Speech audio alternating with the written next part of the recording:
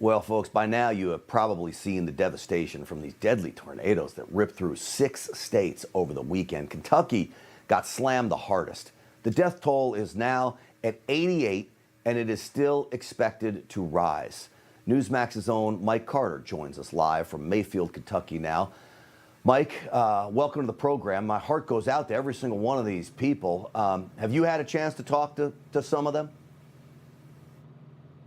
Yeah, we talked to a number of people here today, Grant, here in downtown Mayfield, Kentucky, a town of about 10,000 people that really bear the brunt of much of the devastation that we saw from the tornadoes over the weekend.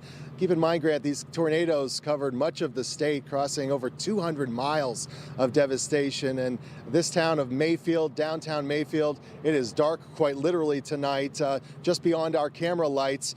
If you don't have a generator, you don't have lights in downtown Mayfield tonight, save for the cross behind me at the First Baptist Church. That is lit, and it's much like the hopes of a lot of folks here in western Kentucky tonight, just days after these tornadoes really ravaged the area. You mentioned the death toll. What we know on the ground here in Mayfield tonight, we have upwards of 100 National Guard search and rescue soldiers on the ground searching for people who may still be in the rubble. We're hearing things like bodies in trees, infants found dead. There was a teenage girl found dead 60 miles east of here in Dawson Springs. This afternoon, Grant, we're hearing devastation like 75% of some communities. Dawson Springs being one of them, a small town of about 3,000 people, just wiped off the map. Here in downtown Mayfield, the devastation, in my own opinion, can only be related to things like an atomic bomb going off. You really...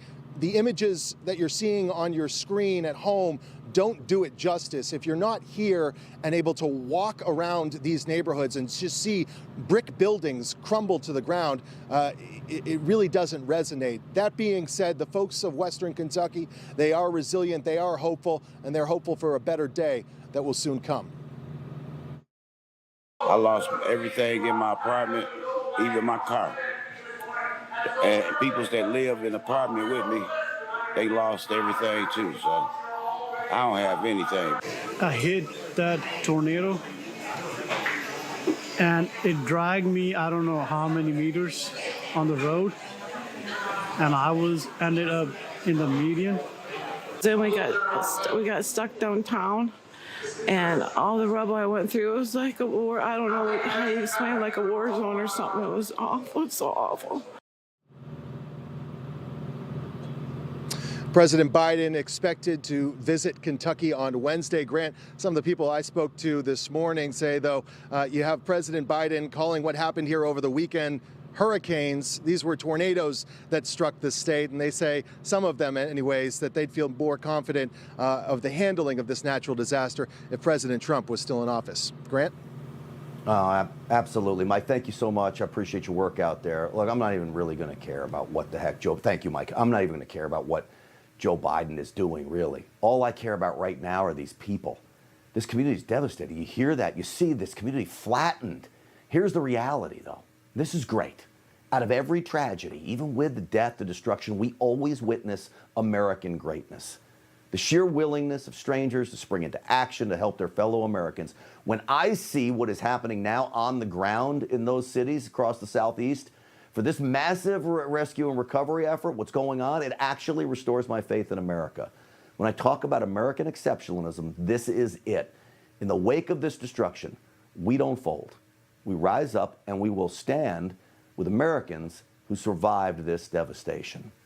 So our first responders clearly play a huge role in the rescue and recovery effort, but so do volunteers like the Cajun Navy. Who could forget them, right? A group that is now well known for its selfless, swift response to things like this. It's a huge effort that is now underway to help those in need. The Cajun Navy is calling Covenant Church in Madisonville, Kentucky, its headquarters. Joining me now is the senior pastor of Coventry Community Church. Michael Knight is here, along with Cajun Navy member Warren Beaver. Michael, Pastor Knight, welcome, and Warren, welcome to you as well. Let me ask you first, Warren, what have your men and women been seeing out on the ground? How busy have you been? How big an effort is this? When it was said earlier that you can't compare this to almost anything other than war. When I heard somebody say it's like a bomb went off in the place. It's just like that. It's utter devastation. In the areas that those tornadoes fell, I mean, you see literally things are just wiped out. People have nothing left. And you see a daze in people's eyes. We had some talk with different people today that they told us the devastation they went through, their children, their families. And it's a massive scale as far as tornadoes go. It's one of the largest devastations that we've seen. Well, I'll tell you what, I heard a story, Pastor, of a woman with her boyfriend. He gets swept up and is 100 yards away, found dead, and she manages to be fine through all of this. What do you tell the community, Pastor, as you have this rescue and recovery effort, much of it being organized from your church there that you've offered up? What are you telling the community, the members of your church? You know, what we're telling them is that there's a time and place to have church, and there's a time and place to be the church. Now's the time to be the church. We've had over 300 volunteers here. We have a system that is got a head brain center with 5 different pods and a delivery system that's focused on helping people monetarily through a vetted system. And I tell them there's hope and that God still loves them, and that I can say that to them blue in the face, or I can show them that. And that's what we're doing. Yeah. You know, Warren, it's dangerous, the recovery effort and rescue effort. What are your guys doing? What are they seeing out there as far as putting themselves in harm's way? And it always amazed me.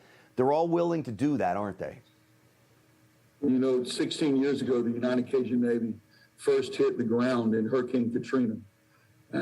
Back then, it was just good people that had a boat so they could get in the water and save people's lives and pull them out to safety. You know, it's a little different for us here because there's no real water around. It's a little different than it is a hurricane, but it's the same thing, that it's people just hanging on the edge of life. We've got trees that are in houses. We've got lines that are down everywhere. We've got all manner of possibilities for danger when we walk into a building, when we walk into a yard. And the biggest thing is the devastation has already hit people. And now we're in a place of relieving them from that. There's 3 real stages that we see in disaster relief at the United Cajun Navy. And there's rescue, where we see people pulled out of the rubble. There's relief, where we give them the ability to make it into the time that we can do the last stage, which is recovery, which is where we build their lives, so build their homes and go forward. I'll tell you what, STINCHFIELD's Army, Newsmax, I really think America is grateful for what you both are doing, your selfless response to this. God bless you both. Pastor Michael Knight, thank you. Warren Beaver of the Cajun Navy, thank you as well. Keep up the good work, guys. So as we move forward on this, folks, say a prayer for these people. Help out if you can, because they certainly need our help right now. Hey, I'm Rob Finnerty. Thanks for watching. If you enjoyed this video, please join the conversation in the comments below. Don't forget to subscribe, too. Hit the bell icon to be alerted to breaking news. And remember, there's a whole lot more on Newsmax TV, America's fastest growing cable news network. Newsmax TV, we're real news for real people.